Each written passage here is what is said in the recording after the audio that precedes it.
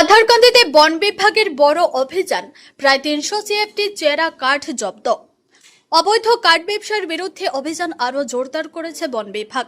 সেই ধারাবাহিকতায় শনিবার করিমগঞ্জ জেলার পাথারকান্দি বিধানসভা এলাকার কাঁঠালতলির খোলাটিলা এলাকায় অভিযান চালিয়ে বিপুল পরিমাণ চেরা কাঠ জব্দ করা হয়েছে।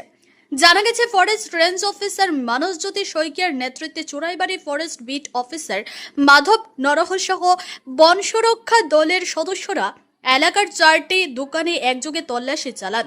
অভিযানে প্রায় ৩০০ সিএফটি লালপত প্রজাতির চেরা কাঠ বাজেয়াপ্ত করা হয়।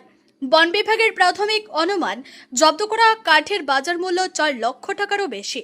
বন বিভাগের দাবি, অভিযানের সময় কাঠের মালিকরা পালিয়ে যাওয়ায় কাউকে আটক করা সম্ভব হয়নি। প্রাথমিকভাবে ধারণা করা হচ্ছে, খুচরা বিক্রির উদ্দেশ্যেই কাঠগুলো সেখানে মজুত রাখা হয়েছিল। সংশ্লিষ্ট দোকানগুলোর কাঠ ব্যবসার বৈধ ট্রেড লাইসেন্স রয়েছে কিনা তাও খতিয়ে দেখা হচ্ছে। ফরেস্ট রেঞ্জ অফিসার জানান, ঘটনার পূর্ণাঙ্গ তদন্ত শুরু হয়েছে।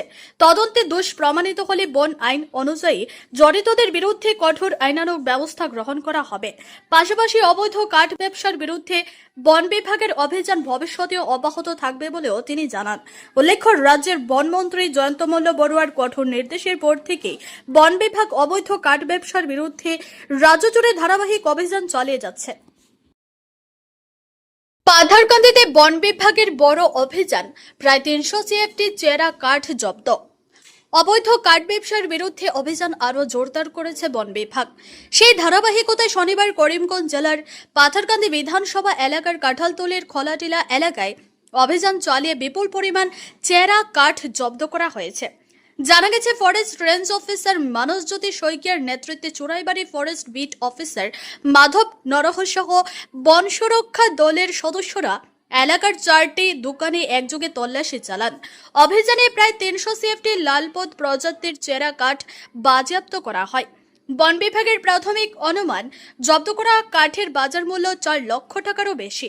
বন বিভাগের দাবি, অভিযানের সময় কাঠের মালিকরা পালিয়ে যাওয়ায় কাউকে আটক করা সম্ভব হয়নি।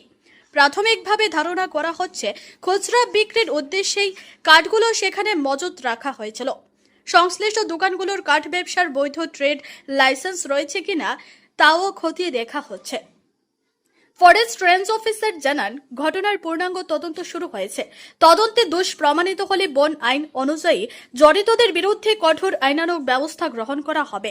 পাশাপাশি অবৈধ কাঠ ব্যবসার বিরুদ্ধে বন বিভাগের অভিযান ভবিষ্যতেও অব্যাহত থাকবে বলেও তিনি জানান। উল্লেখ্য, রাজ্যের বনমন্ত্রী জয়ন্তমল্ল বড়ুয়ার কঠোর নির্দেশের পর থেকে বন বিভাগ অবৈধ কাঠ ব্যবসার বিরুদ্ধে রাজ্য জুড়ে ধারাবাহিক অভিযান চালিয়ে যাচ্ছে।